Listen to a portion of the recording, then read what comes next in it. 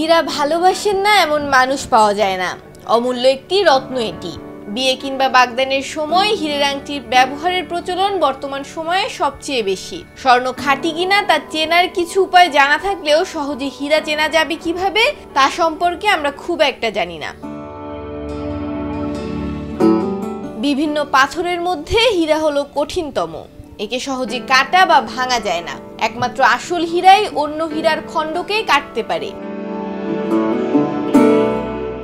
তবে আসল হীরা চেনার উপায় জানা না থাকলে ঠকে যাওয়ার সম্ভাবনা উড়িয়ে দেয়া যায় না। তাহলে কি করে চিনবেন আসল হীরা? কিছু ছোটখাটো বিষয় খেয়াল রাখলে কিন্তু সহজেই বোঝা যায় হীরা আসল নাকি নকল। চলুন তবে এমন কিছু বিষয় সম্পর্কে জেনে নেই। একটি কাচের গ্লাসে অর্ধেকের বেশি পানি নিন। এবার হীরের টুকরো ওই গ্লাসের মধ্যে দিয়ে দিন। যদি তা আসল হয় তাহলে পানির মধ্যে তা ডুবে যাবে। অনেকেই বলেন কাঁচ বা কোয়ার্টার্সের টুকরো হলে সেগুলো পানিতে ভেসে থাকে। বাড়িতে বসেই এই পরীক্ষা করে ফেলা যায়।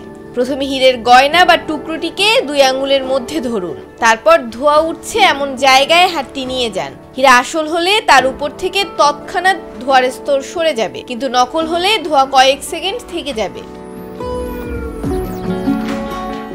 কালি দিয়েও করা যায় পরীক্ষা। এই পরীক্ষা করার জন্য প্রয়োজনে একটি সাদা কাগজ এবং একটি পেন নিতে হবে। প্রথমে সাদা কাগজে ছোট একটি বিন্দু আঁকুন। এবার হীরের সূচলো দিক উল্টো করে ওই বিন্দুর উপর বসিয়ে দিন। এবার ওই সূচলো দিক থেকে ওই বিন্দুটি খোঁজার চেষ্টা করুন। হীরা আসল হলে সাদা কাগজে আঁকা বিন্দু খুঁজে পাওয়ার কথা নয়। বিন্দু দেখতে পেলে বুঝতে হবে হীরেটি আসল নয়। বিশেষ এক ধরনের ম্যাগনিফাইং গ্লাস হলো লোপ। এটি দিয়ে হীরা বা অন্যান্য পাথর পরীক্ষা করে নিতে হয়। লোপের মাধ্যমে যখন কয়েকটি হীরা দেখবেন তখন কয়েক ধরনের চেহারা দেখতে পারেন। কিছু পাবেন যেগুলো মোটেও নিখুঁতভাবে মসৃণ করা নয়। এগুলো দেখলে মনে হবে যে একেবারে প্রাকৃতিক অবস্থায় রাখা হয়েছে। এগুলোই আসল হীরে।